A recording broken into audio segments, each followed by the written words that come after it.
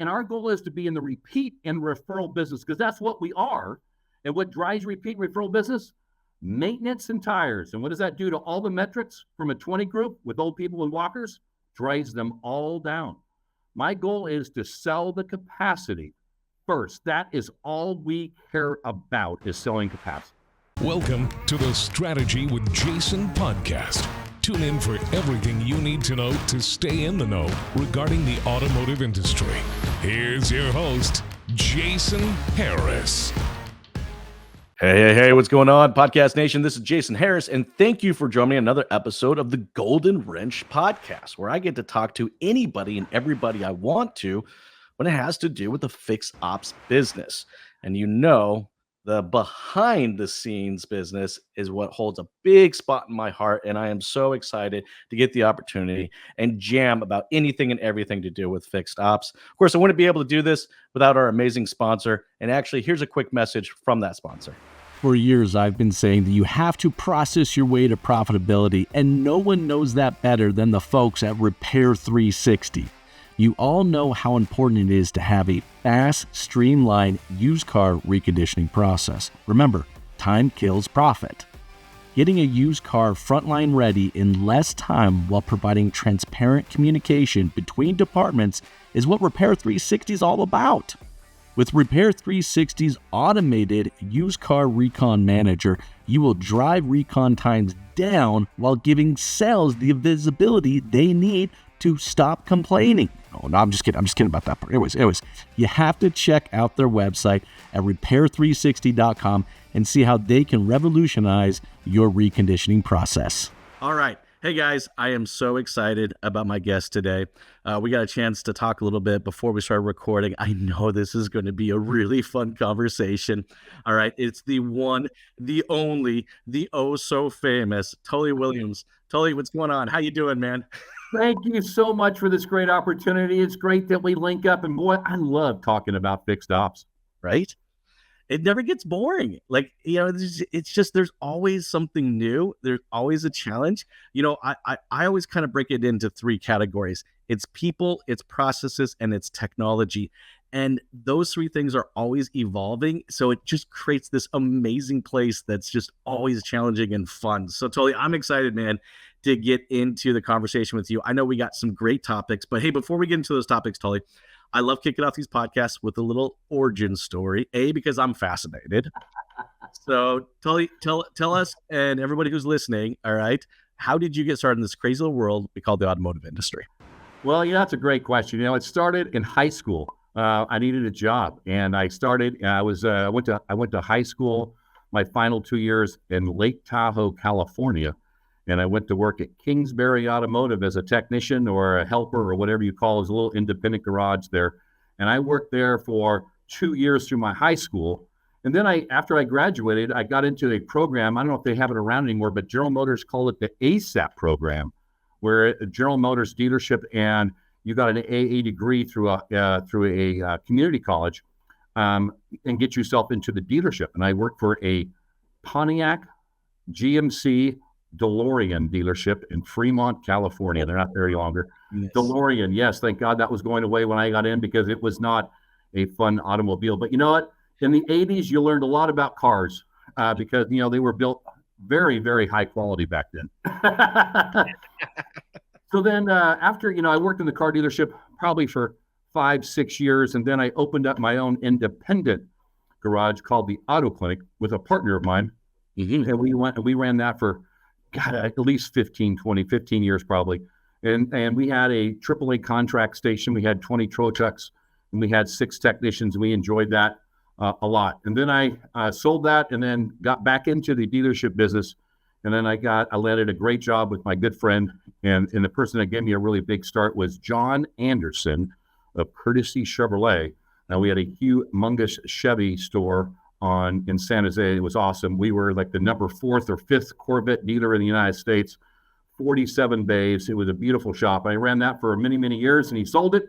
And then I went over to my other good friend, the Del Grands, DG, but Sean Del Grand, the guy that ran it there. And I worked there for 14 years or 12 years, I think. And then I had an opportunity to come up here to work for the Nilo Company in Sacramento, California, as their fixed ops. And here's the nice thing about the Nilo company.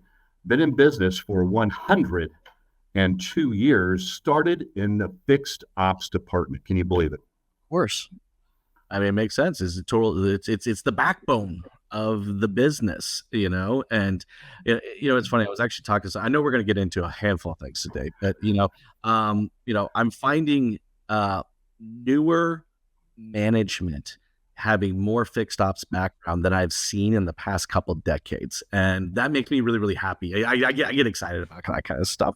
But Tully, I am you question that right there, and think about this: is that we had the opportunity to promote a service manager to a general manager 3 months ago. Huge deal for us because every GSM is always shoot in because we're a car selling company, which is I have to argue that and to remind everybody where we were founded. But we were very excited for our Volkswagen GM because he has fixed ops experience. But you know what? He sees things so differently than a typical GM does. And it's exciting to see the changes that he's making in the quality there. Because, Volkswagen is a tough brand to run. Well, you see complete ownership. I had that same background. I had this amazing mentor of mine who was a very interesting character, needless to say. But I remember the first 2 weeks I was on the job, they said, well, what do you think? I said, it's great. He's like, so, you enjoying sales? I said, I am, but I actually want to know how I can, own this dealership. I mean, maybe not specifically this one, maybe another one. I'm like 2 weeks on the job. I'm asking the guy, like, how can I own this? And he thought it was funny. And he said, look, I'll make you a deal. All right. You finish in the top 3, all right, for the next 3 months, and I will mentor you on eventually owning your dealership. And that's exactly what I ended up doing. Now, I did some pretty crazy stuff. I started off in the sales and gave up an incredibly lucrative, sales job to actually go become a service advisor because it was a part of the path that he had mapped out to me to what I needed to do to eventually own my own dealership. So it makes me happy when I hear that more leadership is coming up into that position with more of an understanding of around the fixed ops, because ultimately we're the heartbeat of the business, right? We're the one that drives repeat referral businesses. I like to say the sales sells one car and we sell the rest of the cars to guarantee that the dealership stays open forever. Well, and right now, I mean, we're talking about timely things, right? I mean, look at I have a friend that I just recently was talking to. We were looking at we were just doing a quick audit on his P&L. Like the cost of interest in floor plans right now on the variable side is insane. I mean, you have to be so focused on the fixed ops side just to be able to absorb some of these monstrous expenses that the variable side of the business is having to go through right now. And I know we're going to go through a few of these topics, but I want to kick off, with kind of this first topic of yours, which I'm loving because there's so many different angles we can take this from, right? But, I kind of feel like it's this Jerry Maguire kind of message. It's all about the hours. Amen, brother. Amen. So tell me, give me your philosophy on this. Well, it's funny is that, my good friend Randy Brinkman is the one that got me started on this because, I grew up through the automotive and you grow up and you get the whole hours per row, con the customer. It's not the case, right? And when Randy it was probably a good 20 years ago, at least 20 years ago, told me about this hours program. We were taking a class through the Del Grand Dealer Group and holy mackerel, did it really ring in? Because if we basis what we do in the car dealership, in the fixed ops department, is we sell the technician's time. And if we think about that, because a lot of times we think about is gross, sell. That's not what we need to do. What we need to do is we need to sell things that we would sell our family members. That's first off. And secondly is that we want to sell the technician's time that we have available. It's a huge concept. Most people don't understand how it works. They kind of think it does, but here's the deal. All of my dealerships, all of my managers, any bonus in the entire dealership is tied to an hours forecast. And what does that mean? Everybody is on the same page to drive growth and to drive everything we need to drive, because we're not off of, well, who's paying for freight, or the part's going to come this, or I don't want to sell this, or I don't want to sell that. The issue is all I care about is, do we sell the hours that the technician recommends, right? Because that's all we do. Parts comes along for the ride. And remember, we can't sell hours without parts because we're not in the diagnosis business. We're in the repair business and maintenance business. And when you look at it, back then, hours per RO and ELR, Yes. big things. So here's the deal. If you believe in that, here's what you need to do. Close on Saturdays, tell all the maintenance to go away. It's just not repair. That doesn't work. That doesn't work at all, right? And our goal is to be in the repeat and referral business because that's what we are. And what drives repeat and referral business? Maintenance and tires. And what does that do to all the metrics from a 20 group with old people and walkers? Drives them all down. My goal is to sell the capacity first. That is all we care about is selling capacity.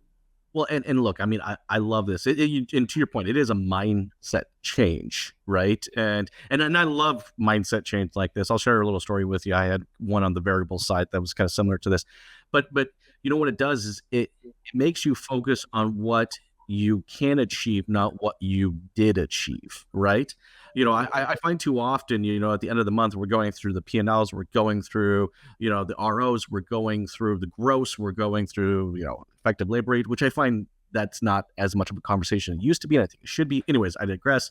We're looking at the absorption rate. We're looking at all this stuff, and we're talking about what we did, not what we could have done. Correct. And this mindset play that you're talking about makes you focus. It's a focus. And by the way, I think it's actually a very customer-centric focus too. So I'm really digging this. Right? Because, you know, this is something I would sell, you know, that's right. This is something I would sell my friends, right? It's like, okay, well, you know, there's a problem. It's going to take so many hours to fix it. It's no different than the contractor that comes over and is repairing my roof, right? I asked him, I said, well, how many hours do you think it's going to take? Well, you know, I'll bring a crew of 3 people over. 3 days times 8 hours a day. This is about how I'm like, okay, yeah, all right. That's how many hours it's going to take to fix it. So that's a very customer-centric approach to it. My question for you is, how do you get everybody kind of on board with that type of mindset? Because it's here's what I'm going to. It doesn't necessarily correlate to most people's pay structures. So great segue into pay, because that's what it's all about. It's all about pay. So when I came here, right, to the Nilo company, is that they were the old-fashioned gross. Don't tell you how your pay plan works, and here's your paycheck, check, right? That just doesn't work very well, right? So here's the go. Here's how you base this, and this is how you get everybody on board. One is that you have to show them. So as you see it behind me, I have 2 TV sets. I have 64 television sets that run across the Nilo company in sales and in service to show off everybody's successes, rank everybody. We also have a website that I manage that all the information is on there. But here's how it starts this. First, you need to know your hours capacity. My hours capacity for technicians is 9 hours a day. Why not 8? Because a technician doesn't want to work for 8 hours. My recommendation is start with 10, right? But let's say you have 9 hours. That's 100% of your hours. Now, we break that out. I know the exact number of days a technician's working. I tie that to payroll, so I know for exactly how many it is at the end of the month. And that gives me a total amount of hours. Then we have to break it up. We have to break it up to our service advisors can sell those hours, right? And then we break it up to how many days do our service advisors work? And you divide that in to the total of hours. And guess what you have? The number of hours they must sell every day of their life. Now, one thing I do believe in is we should have ratios to technicians, to advisors. And why? Because we have to make sure the advisor can sell the capacity. Right? My belief is 3 to 1. That's 27 hours every day. Tully, that's not a big deal. I said every day, including Monday, Tuesday, and Wednesday. Right? So the issue is that we have to have the ability. As our efficiencies go up in our forecast, where our average store is about 130%, 130 times 9 it's a big number per day our technicians drive every day they show up. As I like to say, rich and tired is what we want our technicians to be. So now when I show technicians how they can make more money for them and their families, next is I show the advisor the success. Not selling an engine job for $4 million and giving half of it away. I'm talking about selling tires. I'm talking about selling things that are inexpensive. Why? Because hours is our focus that we talk about every day.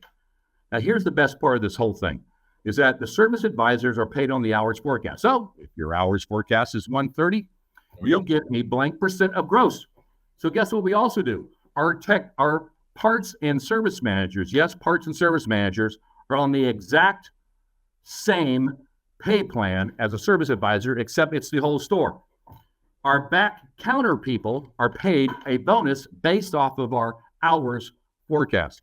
Our team leads and foremen are paid off of the hours forecast. There is no bonus in the fixed ops that's not tied to an hours forecast. So what does that mean?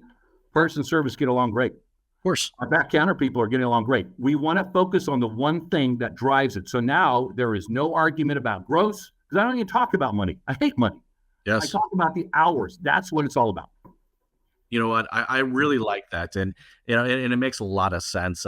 I did kind of a similar strategy because on the variable side, I bonused my management team, not on the money they made, but the amount of money they gave away. Right. So, and there was no DMS, there wasn't a report for this, right? There was no report that actually come out and say, look, if you sold everything the way you were supposed to sell, this is how much you should have made. Right. So nothing ever like you actually at one point I had to manually keep track of how much we were discounting on each car, and because then there was a delta between what we made and what we could have made. And this mindset is the exact same thing. This is focusing on like, hey, this is the capacity. All right. This is the goal. All right. Everybody gets behind that goal. We build a pay plan that supports that goal and objective. Now everybody is moving in the exact same direction, and now I do want to talk about, because I think there's a huge customer centric approach to this, because I can see why, we wouldn't, since I'm not necessarily focusing on gross, I'm not necessarily focusing maybe on services that have higher gross, so Right. Walk me through that one. How did this help from a customer experience perspective? So first thing is that it starts with you're selling your hours forecast, right? So everybody talks about hours. So I sold a great job today. I sold 22 hours, or I sold 5 hours, or I sold my capacity, right? The next thing is this is what we also monitor: same day selling. I will phrase it to same visit selling. So how does that work? Is that our technicians make great recommendations we'd sell our family members. I'll say it one more time. Our technicians make great recommendations we'd sell our family members. And we monitor the hell out of that number, right? Because we do not want to sell over or undersell anybody. So now, with those great recommendations, are we selling those great recommendations? And that could be a tire that makes you no money, or an engine or whatever that makes you a bunch of money. Doesn't matter. Sure. The next thing is that we monitor same day selling for all of our technicians and all of our service advisors, especially service advisors. And part of that is that if we follow the process where we do 100% tech inspections, by the way, I pay the technician a half an hour. Yes, I do pay a half an hour for an inspection and a quality video. The next is that then we do that, we make those great recommendations, and then we send those quotes out to the customer 100%. Now, I'm not saying 50%. I'm saying if we're not 98%, I go completely ape crazy. Just want you to know. And sooner or later, they'll pop up on the screen. It tells you where we are today. I think we're 98 or 99%. Then, by that time, is what we've done. We've gained trust in the customer, knowing that we're selling great recommendations, which is our service advisor sells. We're not selling anything we cannot sell. We'd sell to our family member. Now, we get to monitor our selling percentage. ASRs, I guess, is a technical term, but I like same-day selling. We sell 50% of most everything we ask for. That's awesome. And here's the deal. I don't care what it is, because then we track the number of recommendation hours for our technicians. So now a technician says, well, I make all these recommendations. It says, yeah, but do you realize that 30% or 40% of your hours every month come from great recommendations and videos that you perform? And what's the best car to work on? The car on the rack, not the car in the parking lot. So goal is to focus on those great recommendations, monitor those. 4 great recommendations that we need to keep a focus on. Those are the ones that drive repeat referral. Tires. We sell about 40 to 50%. I still think we suck. Maintenance. batteries, and brakes. Those are the key things that we need to watch and ask the whys that we're not selling. If we're too expensive, lower the price. No, look, I'm so with you on this. And by the way, I love finding rabbit holes, so I do want to go down the rabbit hole. If you're paying you're paying your techs to do a quality inspection, and I just really wanted to make sure I highlighted that for everybody out there watching and listening. Did you hear what Tully just said? Half an hour. Look, Tully, I'm with you. I am so with you on this, right? I mean, I think there's a lot of people that are probably shaking their heads either up and down or back to back. 20 groups hate my guts. I love to be a disruptor in a 20 group. Right?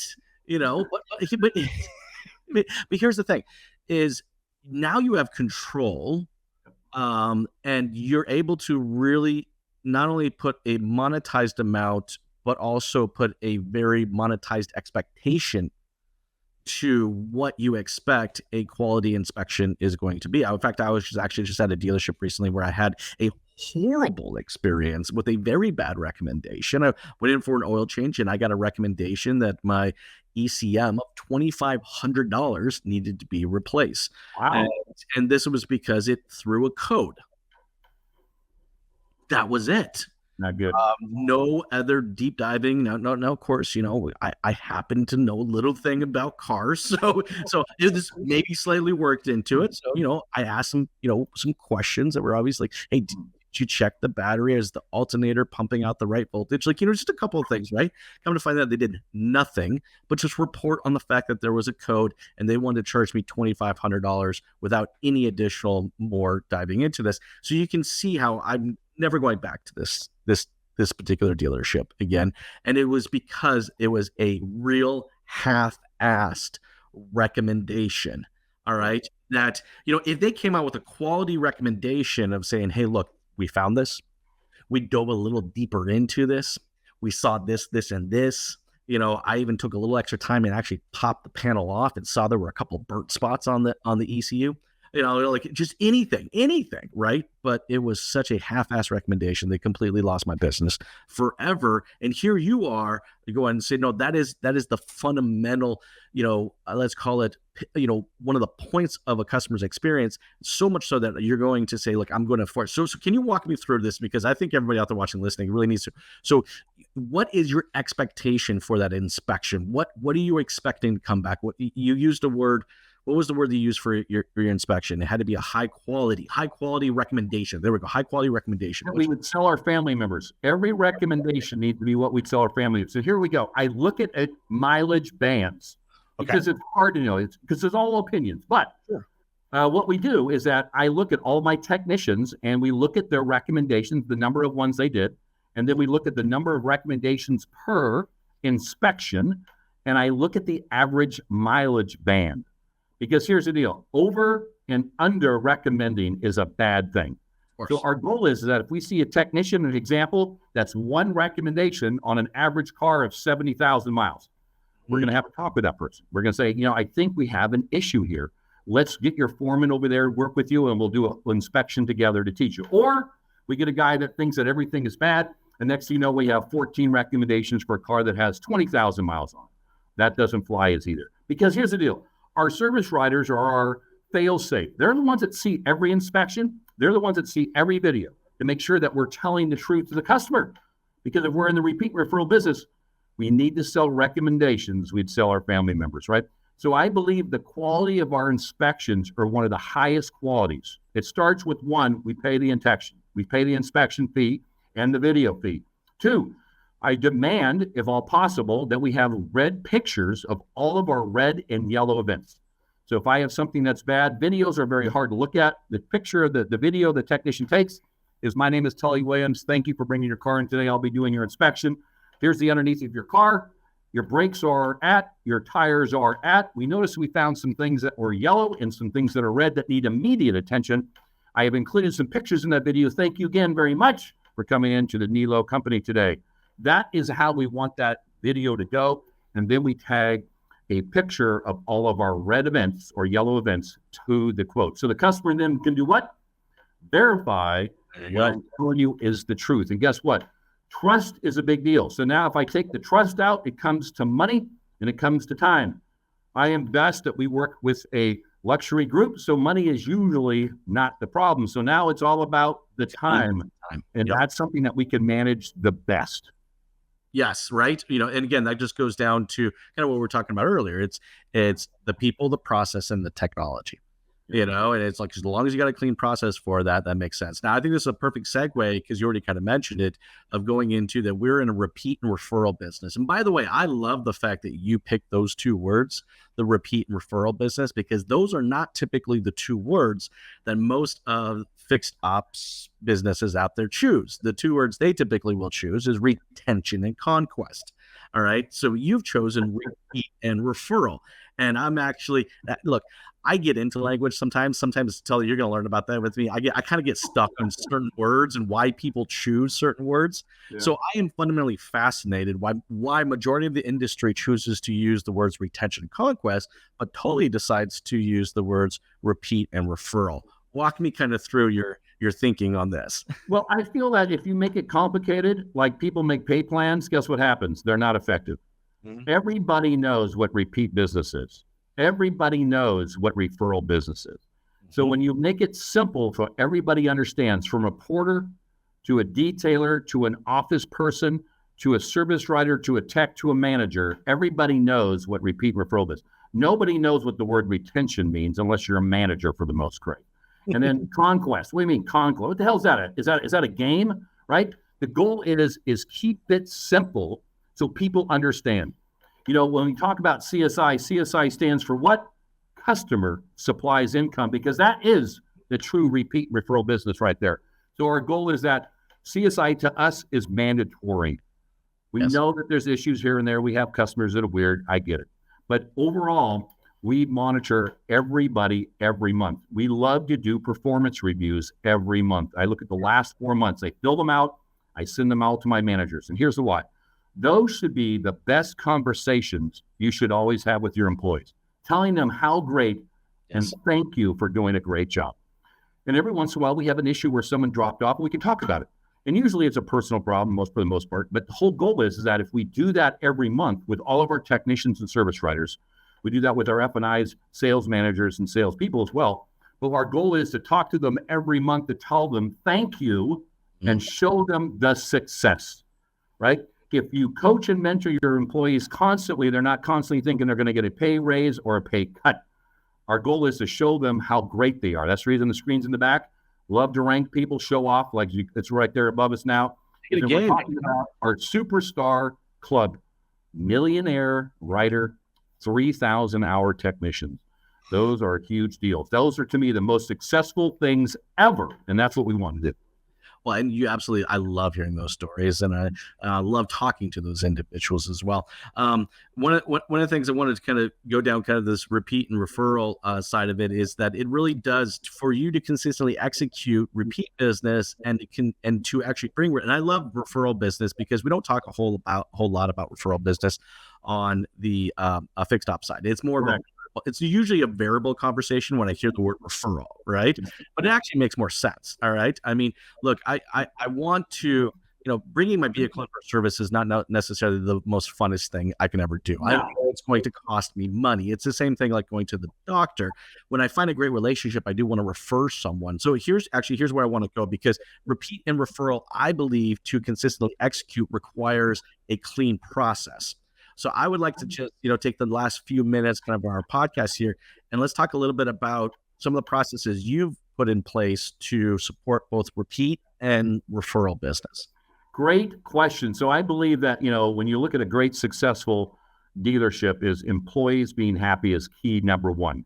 Yes. Two is that employees need to know the direction you want to go, and you want to show the measurement of them so they can see their successes every day. Every day, our technicians and our service advisors, and also on the variable side, because I do both, can see what happened yesterday. Now, what does that mean about repeat referral business? The process happens is this. The customer comes in at any of our dealerships, they're greeted, and we walk around the car and take pictures. Next is they all know we are going to get a quality inspection on every car, no matter if the car has 1 or 1 million miles on it. Customers remember this every time. If we do an inspection every time, Oopsies and surprises do not exist because yellows show up unless something breaks. The next thing is we have quality tech videos. We got a video contest. Yes. The technician got to make $1,000 for the best video. We did it over a period of a month, and we had a guy win $1,000 because he had the best quality video, and that video was about 55 seconds long. Now, we must ensure Parts does a great job getting our quotes done, which is a huge deal. We get those done in less than 10 minutes on every quote sent to the parts department. Now, the quote can be sent out 100% of the time with what? A quality inspection, a quality video, and a quote that they can use their thumb to say yes to. Okay, that is the key issue. So now when a customer comes in, they know, one, resistance. I'm going to come out. Two, I'm going to come over and say hello, and I'm going to show a great inspection, show the technician's video. The technician talks about what's wrong. And three, we'll be transparent and send a quote with pricing in it. To me, those are the key issues. You don't need to worry about anything else. Now, how do I get that quote? Do I get it on my cell phone, email, text message? How do I get it? All three. Beautiful. So yeah, we use Cox Product X Time that sends it out. So we have a text and or email, whatever the customer wants, or both, right? And that's part of the setup process when you come in. And most people are, if they repeat, they already know what's going to happen. But everything happens the same time every time. If a customer wants to talk to us, of course they can. All you have to do is hit the call button, calls right in, talk to the service advisor. But here's what we make it better than that. We've got to make sure our service advisors are not overworked. I don't want our service writers writing more than 12 ROs a day. 8 to 12 ROs is the number one target there. If your CSI is dropping or we're getting complaints that people are not calling back, what do? We limit the amount of appointments because we've got to give you the time to be successful. And guess what? We close at 5 o'clock. Yes, we close at 5 o'clock. And guess what happens? At 5:01, it's a ghost town. Quality of work is a big deal. Don't need stress. Don't need people working to 7, 8 o'clock at night trying to get it happen. That is not going to work out. You know what? I love that you actually brought that up because I do believe, for people that are in positions like you are, Tully, and a position that I was in similar to what you're in right now, it is our responsibility to try to craft out a balance between work life. I did something a little funky. Everyone told me it was never going to work. I made it work. We went to a 4-day on, 3-day off schedule. So I love your 9 to 5, and that commitment to it. We went to, it was very amazing. 4 days, you bust your ass up. 3 days was enough time to truly reset. And because of that, we were able to really bring in some high quality talent, both on the technician side, because we did this for techs, and also the advisor side as well. But it's that type of thinking, all right, that gives you the focus on the people. All right, documenting out those processes to consistently execute that quality recommendation and those videos, but then of course utilizing a technology so that it's efficient in this way. Like you get this beautiful kind of marriage of these three things happening, and it's just no surprise to me that you guys are as successful as you are. Tully, I know we're getting towards the end of our conversation today, and I am so happy we got a chance to connect and have this, because I think anybody that's watching and listening right now, I think you guys have been probably maybe challenged and hopefully pushed a little bit, all right, to maybe think a little differently. All right. And I know Tully was going to bring that today, so I'm so excited. But hey, before I let you go, Tully, for everybody out there watching and listening who would love to connect with you, what's the best way to do so? Great. So I'm on LinkedIn. Of course, you can always message me through there, or my email, Williams at Niello, NIELLO.com. If you're interested about an hour's forecast, I have a worksheet for you that you can fill out. You put the W's of all the technicians. You can figure out your hours capacity within about 5 minutes. I love it. And I love the fact that you're willing to support the rest of our industry in that way. That really totally makes you an automotive rock star, in my opinion. And again, thank you so much for taking the time to jam with me today. This has been a lot of fun. Hey, everyone out there watching and listening, you all have yourselves an amazing day. Thank you. Thanks for tuning in to the Strategy with Jason podcast with your host, Jason Harris. Don't want to miss new content? Be sure to check out the full podcast library at strategywithjason.com to stay in the know. Remember to like, comment, and subscribe. Happy podcasting.